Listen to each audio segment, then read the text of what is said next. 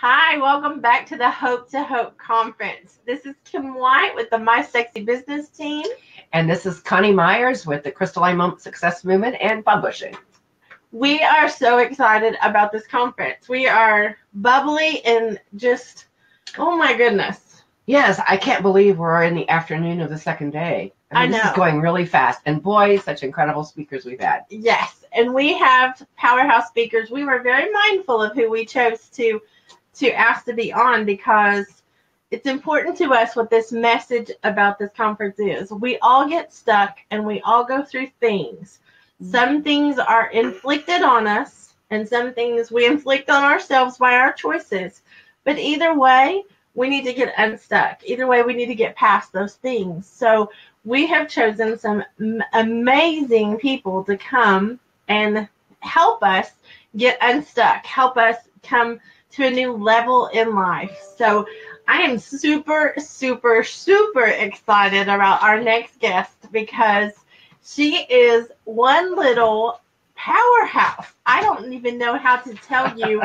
If you don't see her in person, it's hard to come across in video how amazing she is and how feisty she is. She is like a little firecracker too. So help me welcome Dr. Barbara Auxais. How are you? Thank you so much for having me. Well, we are honored. We are so honored that you came.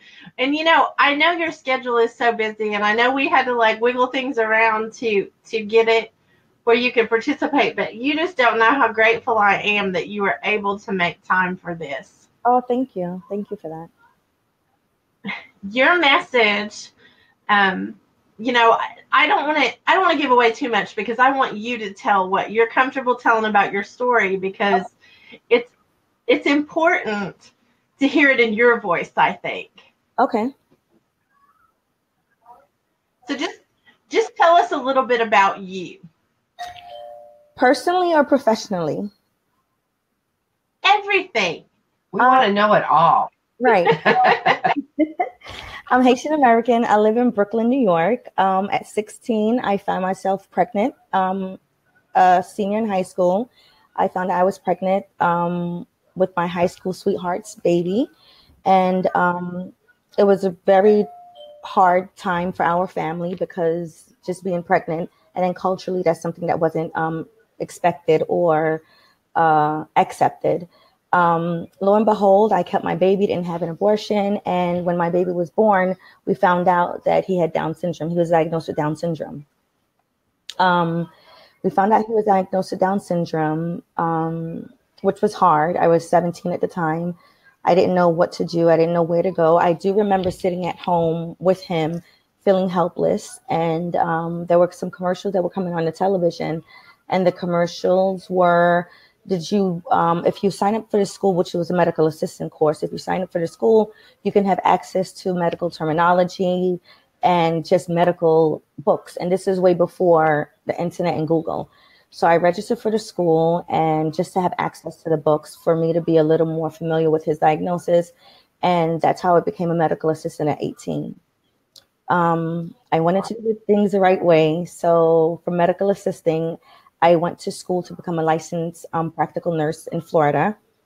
And I became a licensed practical nurse at the age of 21. I fought really hard for my son. I fought the Board of Ed. I didn't fight the Board of Ed. I aggressively told the Board of Ed what I think my son should have. And that would make him a much better human being, much more independent in the world. And so that was in Florida. I moved to New York in 2000, where I went to school to obtain my associate's degree in nursing. I obtained my associate's degree, and I wanted to do the right thing. I was 17, I had let down my family, and I wanted to do the right thing as far as showing them that I would make up my wrongs. That I would make up my wrongs. So I got my associate's degree. Then 4 years after that, I got my bachelor's degree in nursing. And then after I got my bachelor's degree, I met this person that I thought was the love of my life. We had a son, so now I have 2 kids.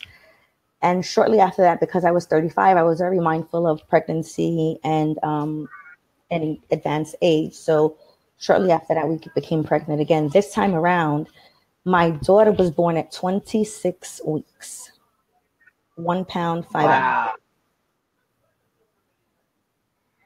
Wow. Wow. Yeah. So my life is just this whole perfectly imperfect life where, life just happened. So she was born at 26 weeks.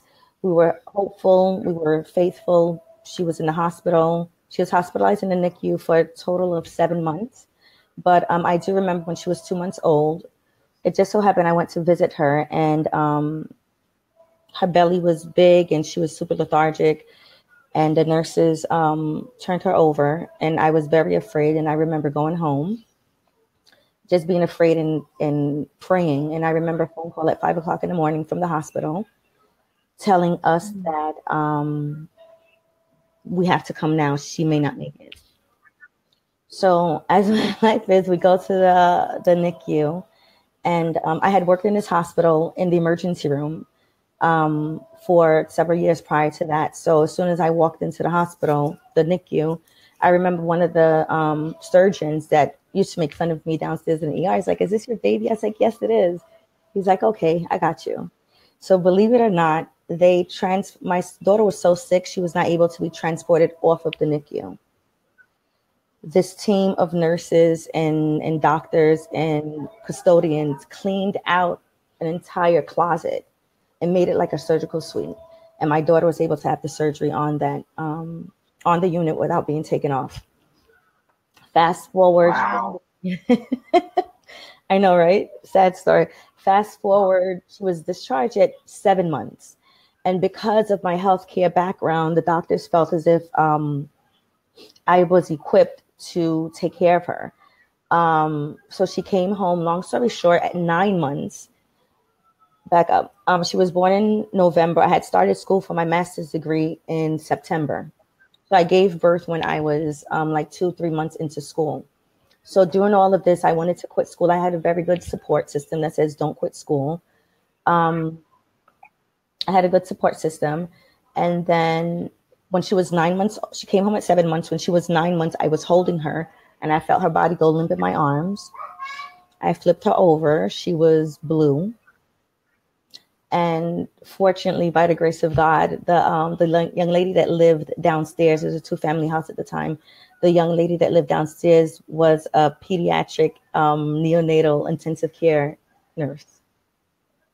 Oh. So with her and me doing CPR, my daughter in the living room, I remember going to the ER with her, and they were just moving super slow. And I'll speak, medical terminology. I was running my own daughter's code, which means I was in charge of I made myself become in charge of telling people on what to do, which way to go. I remember the doctor coming in and it's like, "Who is she? Is she, just asking me questions."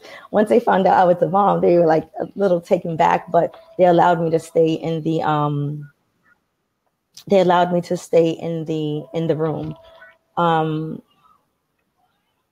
So my daughter they worked on her in the ER. She was transferred upstairs to the NICU with all of these tubes and everything. And I remember at that point when she was stable, that's when I broke down, like I can't do it anymore.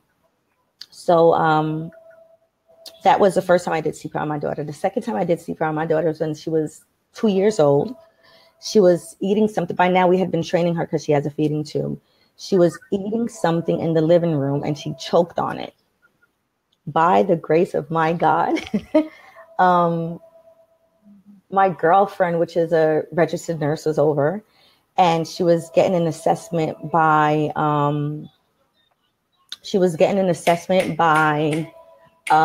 a nursing agency. So we did CPR on her again, second time. So that's when she was about 2 years old. I don't know where else to go. So I ended up getting my master's degree in 2010. And in 2013, the relationship that was so perfect that I was in I was going to counseling, unbeknownst to everyone, because I had a lot of anxiety surrounding my daughter and the stress. Low. So I was having a lot of anxiety, and I was going to a therapist. And from the therapist, we realized that I was being, open the door for Kitty. I realized that we realized that I was being emotionally and verbally abused in my relationship. And that's something I should have known. You know, I've been in this field for how many years? It was classic. It was textbook. And at no point did I want to end my relationship. I just wanted to have a voice in my relationship. Long story short, me having my voice in my relationship ended my relationship because classic abuser story is that when they no longer have a use for you, when you start standing up for yourself, they don't want you anymore. So, yes, you had a question? Well, I just want to say, I know that this is difficult, but you are such an inspiration because you are transparent and you do talk about things that a lot of people try to hide. Right. And the fact that you have owned up to stuff, whether it was you or someone else, you have owned up to your part of how you felt about it. And, you know, you help other people get past their stuck places because of this. I'm telling you, I'm so proud of you because it's hard. And I know it's hard. And I am so grateful that you're open to help other people and help you, because that's the other thing too of this equation. You know, you have to be okay in order to help them. Right. And I fully understand it. It's just in my life. So in I registered as a family. We made a decision that I was going to go back to school for my doctorate. I started school in September. He broke up with me in November. And we were in the process of moving into a new home. He told me to leave with the children, that he wasn't going to come with us. I remember begging one day, and he said no. And I'm the 3 strikes rule girl. I remember begging another time when I came home from work, and he said no. And I was so afraid for the 3rd time because I knew this meant the end. And I remember going and not even begging this time, just matter of factly, listen, I don't want us to break up. I really want to keep my family together. And he said no. So he said no. I packed up my stuff and I slowly moved out. Mind you, I was 2 months into my doctorate program, a decision that we made together as a family. Long story short, 2014, November 23rd, is the day that my thesis for my doctorate program was due. That's also the day of my 40th birthday. I remember sitting on my bed all day, and I received an email from my chairperson at 9 p.m. congratulating me on my 40th birthday with my doctorate. So that's my story. Wow. Oh my goodness. I told you. Oh my God. Oh wow. Congratulations. Yeah. Thank you. Just congratulations. Thank you. Wow. Wow. So how is your daughter now? My daughter is good. She has a feeding tube that she gets. Can I have some tissue, please? She has a feeding tube. We've made a lot of progression just with consistency and always pushing her. She has a feeding tube still that she receives feeding only at nighttime, but during the daytime, thank you. During the daytime, she accepts food by mouth, but it has to be soft, mushy food. Cognitively, she's not impaired at all. She's not impaired at all. And my son, he's 25. He has Down syndrome, but he is extremely independent. I don't know if you heard my doorbell ringing. I had him go out to get some dinner for his siblings, and I locked him out. I love it. I accidentally locked him out the house because the top. So I had to get his brother to open the door for him. And here he is with his dinner, and he's locked out. I'm a horrible mother. Yeah, I don't think so. Yeah, and that's the thing that I want to address with you out loud, and that is, you've accomplished all of these things, and you still have self-talk that I don't approve of. It is not princess approved. Right. I'm sorry. I have to say, I think that you've had so many miracles in your life along the way, and yes, you made one little mistake early on, but everything you've done since then has been just wow. I can't even begin to believe your story. It's so amazing. Thank you. And so what kind of, from all of this, and now that you're a doc, what kind of doctor are you? I'm a nurse practitioner, so I have a doctorate in nursing practice. Awesome. So do you specialize in any particular field, or? Oh, family practice. Right now I'm working in nephrology. Oh, nice. Very nice. So after going through all of this and after getting your degree and looking back, what would you say are the three strongest things that it's made you? Determined, perseverance, and believing in the universe and energies. Absolutely. Yep. Absolutely. I believe in karma. Yeah. Well, and I have to tell you, here's the thing about you that I just adore.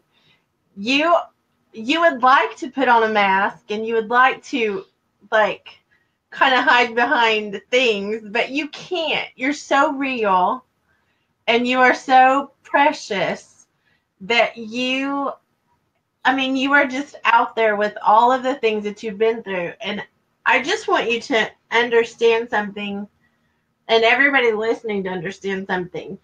If every mistake we made, we would look at, there's something in that mistake that turns into something for our good. Absolutely. And I look at your precious son, and I think, what an amazing gift you got. And maybe you should have made a different choice. But what? I mean, but you wouldn't have this beautiful young man in your life if you made a different choice. Yeah. So it's not a mistake. It's just the timing just wasn't right. Yeah. But the timing worked out to be perfect. Exactly. But it was perfect.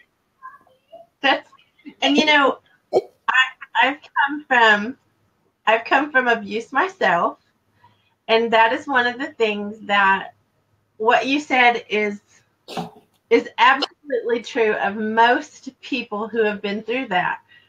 We have this opinion of ourselves that we should have known. Right. Or we should have known better. But that's not really true, because the people that we have endured that kind of thing with are good at what they're doing. Right. And you are trusting and loving and honest, and you expect that someone else is also. Right. And so really that doesn't tell that you weren't smart about that situation. It tells about that you were true in that situation. You were the one that was open and honest and absolutely and giving. So I think those things show what kind of character you have. I think that shows how amazing you are. So now, When was it you got your degree? My doctorate in 2014. 2014. So tell me, so what has your life looked like since your 40th birthday? I just turned 43. So I remember going to California to visit my brother. And it's the three of us. I'm a middle child. I have an eldest sister and a younger brother. He lives in Cali. And I remember sitting in his backyard, and he told me that I needed a hobby. But I was like, well, I don't need to do anything else. I have a terminal degree. I don't have to do anything. He's like, yeah, but you have to stop calling me all day long. I love it. Oh, okay. So I came back to New York, and I was looking for a hobby. And I actually fell onto a coach that said, leave your job in 24 months or less. I paid for the program in April. By August, I left my full-time employment. I created my own company. And right now, professionally, I provide staff relief for private doctor's offices. So most of the time what happens is when a doctor needs time off, it's either he or she closes a practice and it generates no income. The staff has to go home with no pay, and or he's having to pay the staff for being there and there's no income generated. And in New York, we have a lot of small private practices. I've always believed that there was a need for that. I created it. My energy, my world, my circle, my karma has helped me full-time employed, has kept the roof over our heads for a year and a half now. Congratulations. Yay. I'm so proud of you. I've also created a coaching program for parents of special needs kids. And I think I just want to do it for parents, period. It's an unapologetic self-care for parents of special needs kids, mainly because when you have a special needs child, whether you like to or don't, they always take the forefront. They're always a priority. And you have to, if you're not conscious about it, you lose yourself, you lose your friends, you lose your relationships, you lose sometimes your career, your profession, you lose a lot. And I wish someone would have told me how important self-care was. And I just learned self-care being out of an abusive relationship. I remember laying down and hearing him come upstairs, and I would hurry up and get up and sit like I wasn't resting. And that really, he never told me that I couldn't rest, but because of that psychological abuse, I just was under this impression. So while I've been here with my babies and my newfound freedom, I make it a point for self-care. I am posting right now the link. Okay, thank you. So tell them what this link is for, because it's going right now. So the link that says one-on-one coaching is one-on-one coaching is a 12-week private coaching session that we will together, my client and I will develop around relationships, self-care, spirituality, career, your child, and we'll customize it to where by the end of the 12 weeks, we'll be able to find answers and strategies in order to be the best you, so you can be the best you for your family. And the most important thing is self-care, making that time for yourself, putting the kids to bed and going for a walk, putting the kids to bed and watching senseless television, putting the kids to bed or reading a book and meditating, or waking up early, or paying for housekeeping service. I'm not afraid to say I've had a housekeeper. My son is 25. I've had a housekeeper for 21 years.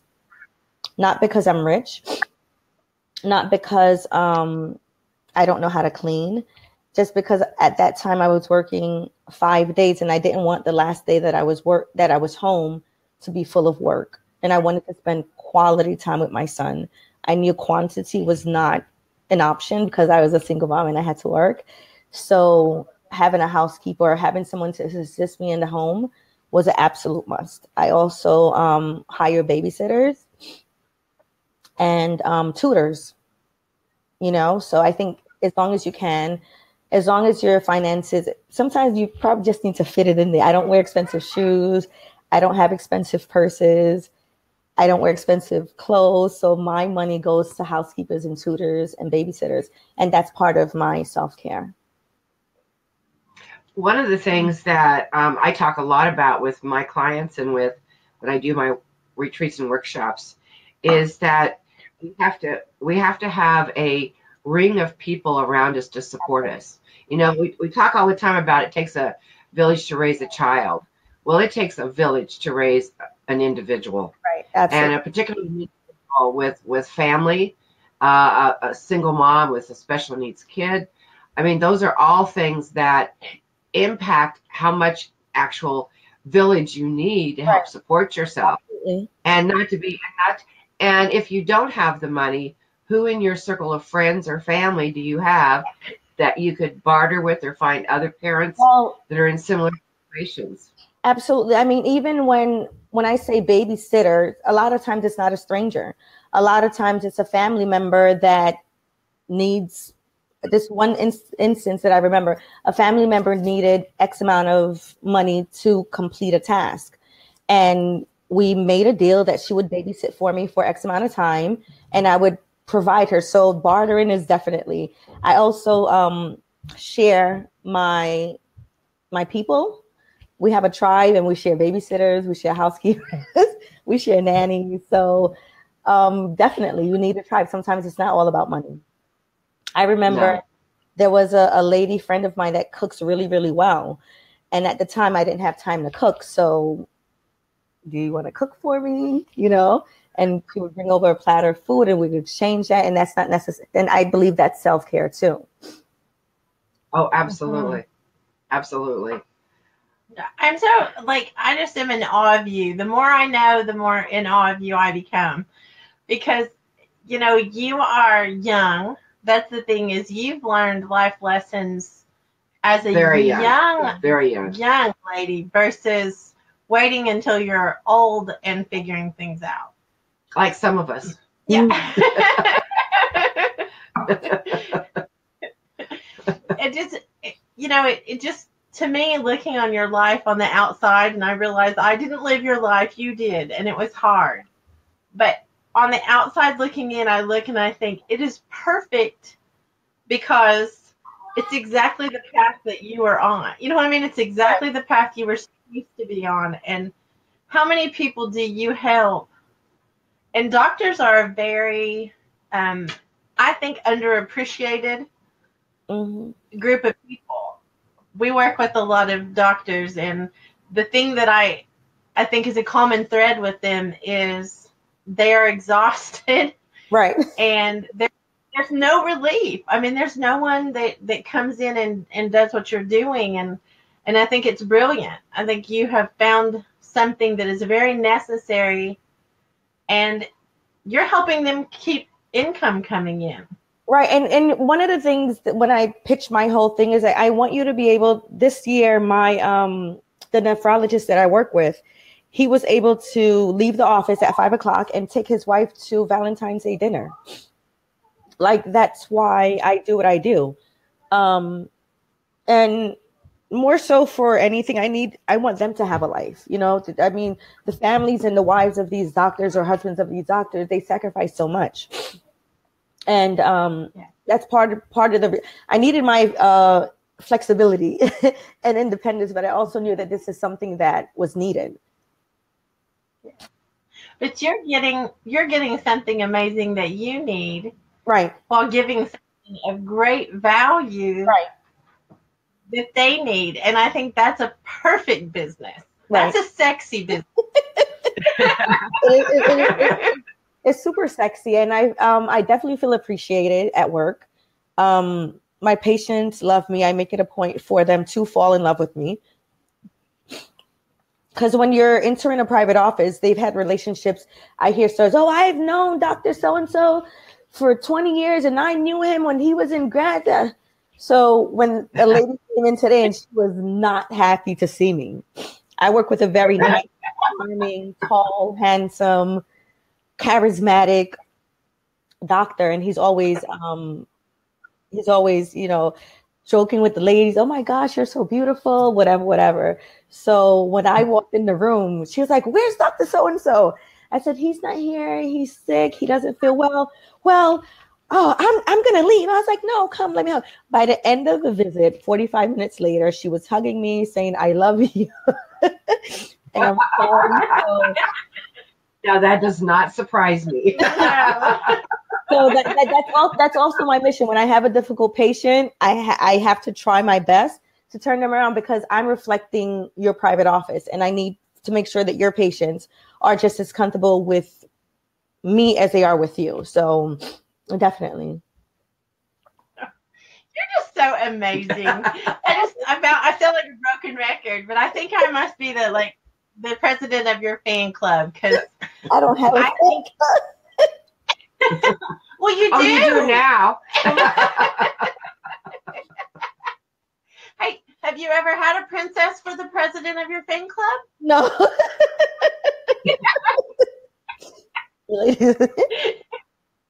Well, now you've got two. Yeah, now you've got two. Thank you. I'm humble. Well, the people that are listening that they found themselves in this situation where either they have realized they are being abused, because it takes some time. A lot of times we don't realize it. Mm-hmm. Or they found themselves in a situation where they don't know medical terminology, and right. They have this precious baby that comes and they don't know what to do.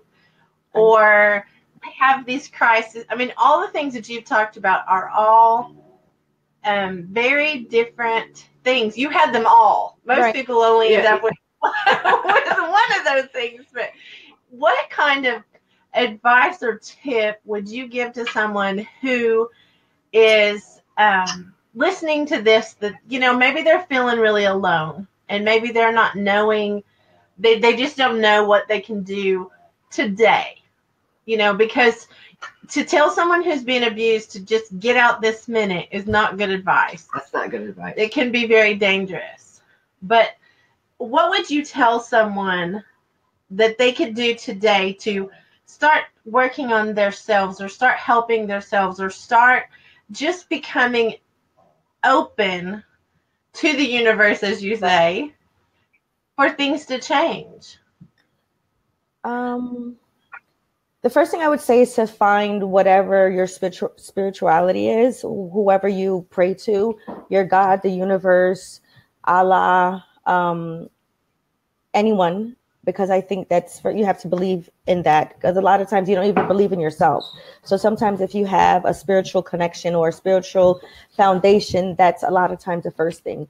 If possible, get into counseling or get a coach. Because when you go to the coach or you go to counseling, they ask you the questions and you have to answer honestly and fully, and you end up answering your own question. Exactly. Get a good support team. If you're too embarrassed to tell your friends, Facebook is phenomenal. I love Facebook. I'm always on Facebook. Find a group, a closed group where sometimes even if you're a lurker, you can just go on the group and just read what everyone else is doing, get ideas from them. Just know that you're loved. And that's a hard thing. You're going to have to maybe put some affirmations on the mirror in your bathroom. I have affirmations on my phone, and throughout the day with alarms. People at work probably think I'm crazy, but I have affirmations maybe 4 times a day on my phone. It comes up, affirmations. You're loved. You're perfect. You're beautiful. And I read it throughout the day. And it's not easy. And I don't know what to tell someone, because I didn't make the choice to end my relationship. My abuser felt that he no longer needed me in this situation, so he broke up with me. In a lot of ways, I'm extremely happy, but I often say that I took the cowardly way out, because I didn't. I'm not the one that made the step, but I honestly think that it's a super hard thing to do. And even me in my profession, I worked in psychiatry and mental health for over 7 years. I know what emotional and verbal abuse looks like. I know what it looks like. And I remember the day I stood in the bathroom and I had to look at myself in the mirror, in the eyes, and say it was very hurtful and embarrassing. I would definitely tell the person to find their way spiritually, find a good self-help book. The one that was really good for me is, I'll get it. The World Love Me, Universe Loves Me by, she just passed away. She has those spiritual cards every day. I'll tell you in a minute. I have one of my kids get it for me. But it's hard. So you mentioned that you've just put together a class. What is the class about? Well, it's a 12-week coaching program. I think I mentioned this before. It's a 12-week coaching program where we look at different areas of your life, spiritually, financially, with your relationships, self-care, your peers, career-wise, and we would custom build a 12-week program to help you. We'll develop strategies in order for you to be able to be a better person for yourself and your kids as far as those areas are concerned. If you feel like you're not taking care of yourself enough, okay, fine. What are your hobbies? What do you like? Can we come up with a plan for you to get out of the house, or, go to the gym, sign up with it. I like to tell people to sign up with a gym that has classes. So that way, Lois, hey, there you go. Lois Hay, Life Loves You. That's the book. Lois Hay, Life Loves You. Thank you, sis. I like to tell people to go to the gym with classes. That way you have to leave the house at a certain time. Because normally as parents, we're here, the kids are running around, and the gym is going to be there. And before you know it, you don't get to the gym, Schedule manicure appointments. Around. Yeah. Schedule healthcare services. Like, I usually tell people to schedule manicure or hair appointments and pay for it in advance, so that way you have to go to it. That's a brilliant idea. Yeah, that's brilliant. I get together with a different group of friends. So I have my collegial buddies, I have my family members, I have my best friends, and then I have time with my children. So I try my best to schedule everyone at least 5 weeks, every 5 weeks. So it's a forced thing. It's written. It almost has to happen. And there's the things that we don't even think about. Before you know, it's like, oh my gosh, I haven't seen you. Oh my, it's been a whole year. Yeah, you are exactly right. Yeah, you are exactly right. I want you to know you've already got another fan in your fan club. You're going fast. Hey, Melissa.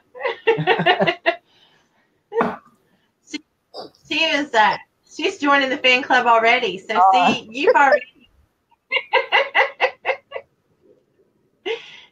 Well, when you talk about paying for the manicure ahead of time and things, those are great actually tricks for us, because I think as parents and as moms, as women, we tend to put us on the very bottom, of the list in every way, and then we end up worn out and not really even spending quality time, like you were saying with your babies. Not spending quality time because you're too tired. Right. You're too burned out. You're too we all things. need to charge our own batteries. Absolutely. It's really important to be able to take time to take a class or right. Pick up a hobby where you have to go somewhere to participate in it. Right. Something like that. Right. And that applies whether you've got kids at home or whether you're somebody like me who's got a great grandchild. And congratulations. That's amazing. Thank you. He's a month old now.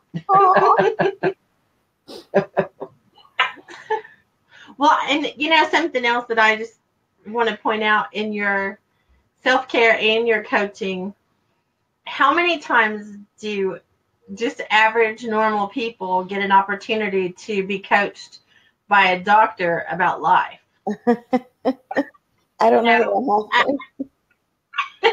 Well, I'm serious, because you are in a position to, especially if it's a parent with special needs. Right. You're in a position to help them because you really understand I could give, I could give great advice, but it'd be based on saying something you said or somebody else said, or it wouldn't be from experience. And I think that's a very important part of your whole program, is that is part of it, is you have understanding of it. And I don't know if Cheryl's listening. I don't see her, but Cheryl Jennings. I was just going to say, we need to get the two of them together. Yes. She has a radio program, and she was on yesterday. Yeah, yesterday morning. And I'm just telling you, you two need to get hooked up, because she is an advocate for the caregivers. Oh, nice. She's an advocate. Yes. Absolutely. For all of the people that are taking care of somebody. And that would be... She spent her entire life, her son was born with cerebral palsy. Okay. And he's 47 now. And so she spent her, including taking care of her mother as well. So she spent her entire life being a caregiver. And so, yeah, the two of you really need to hook up and have a conversation. Cheryl Jennings. I will put it on. I will tag you. I can't tag while we're on this, but I will tag you where you guys get connected. I've already told her about you. You know, this princess can't keep her mouth shut. We know. But I think that you and Cheryl need to get hooked up, because you all are on a lot of the same path. Okay. And she probably could introduce you to a lot of people who need you, and really vice versa. Like she understands things too. So I think that would be a great connection for the two of you. Oh, absolutely. But I do want to say, we are running out of time, which I hate. We could talk to you forever. But can we meet your babies? Sure. Hold on 1 second. Akili, come. Can you see me outside of this screen? It's only here. We can see you just fine. No, we can't see outside. Yes. I can see your hand. Mm-hmm. Okay, come, baby. Logan, Savannah. Colden. Logan, Savannah. Okay, so this is they'll introduce themselves. Come. You first. Hi. Hold on, let me take out the earpiece.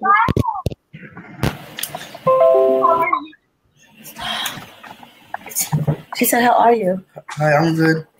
This is Akili. He's 25. That's my big boy. It's nice to meet you. Very nice to meet you. Thank you. Okay, go. Hello, my name is Logan, and I am 9 years old. My birthday is March 31st, and I am born in 2008. Wow. Well, nice to meet you. Nice to meet you. What a nice young man. Thank you. How sweet. Hi, my name is Savannah, and I'm 9 years old. Hi, Savannah. Hi. What a pretty name. It's nice to meet you. They're adorable. You're very blessed. Thank you. Those are my children. I'm very proud of them. Oh, as you should be. Yes. Absolutely. Yes. They're adorable. Oh my goodness. Now see, that's like proof in the pudding though, because you have like lovely children. You have worked hard to be with them. You have worked hard to work on you, and I'm telling you, you better be keeping your promise to me, ma'am. And just sometimes it's a little harder, but for the most part, I am. I was kind of mean to her at one point, because I asked her. You were mean to her? I was. Because I asked her to do something. On home turf in New York. How dare she? I don't play. I'll show up.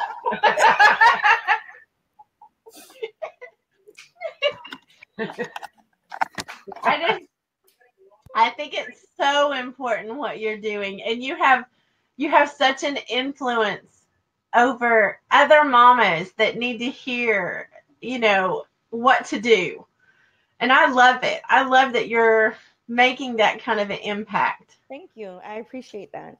And I also, in one of the links that I sent you, I also sent a 10 ways to develop an unapologetic self-care plan. So it's a freebie. It's like a 4-page worksheet that you can share with your audience, and they can print it as a PDF, and you can. I would love it. Now, okay, if someone's watching and they are not in your fan club yet, they just want to get started. What are we going to do about that? How can they get connected to you? They can message me on Facebook, on my website, which is barbaraauxais.com, BARBARA, Auxais, AUXAIS.com. There's a contact button there. And my email address is my last name. So it's AUXAIS@hotmail.com. And yeah, that's how they can get in touch with me. But Facebook Messenger is probably the easiest. Yeah. Okay, so I'm putting on your website right now. Awesome song. I am trying to keep up with you, but I'm telling you what, you're hard to keep up with, ma'am.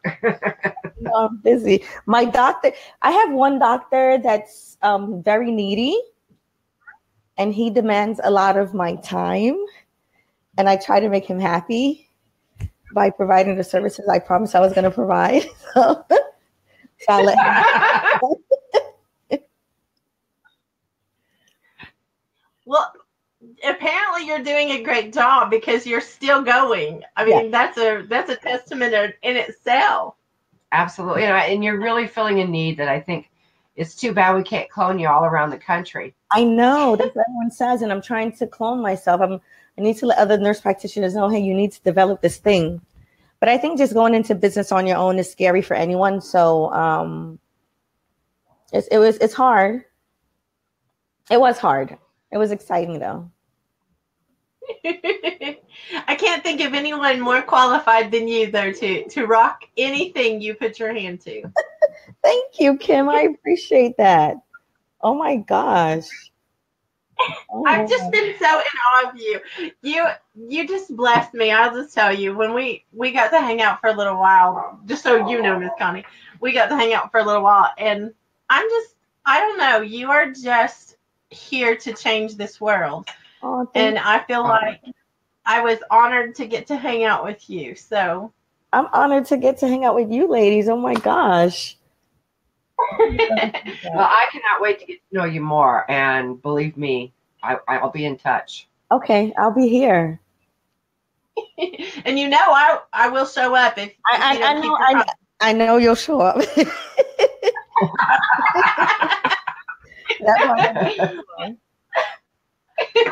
Well, thank you so much for being on today. Thank you for blessing everybody that's listening. If you have a chance, and if you are not already following this girl, you need to get on and follow her. You need to get on and get connected with her. Go to her website, get her free stuff. That's the other thing. You can't have any excuse with this girl because she's giving you free stuff. Yeah, exactly.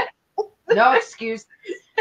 So, thank you so much, Barb. Thank you, ladies. Thank you so much for having me. Pleasure. Bless you for everything you're doing. Yes. Thank you so much.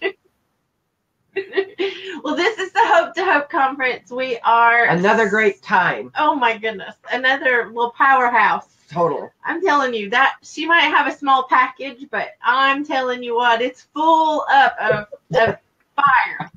She is so passionate, and I just adore her.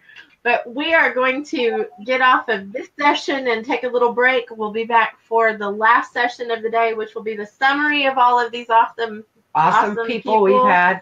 So I'm Kim White with the My Sexy Business team. And I'm Coni Meyers with Crystalline Moment Success Movement and Publishing. We'll be back for the Hope to Hope Conference. Love you guys.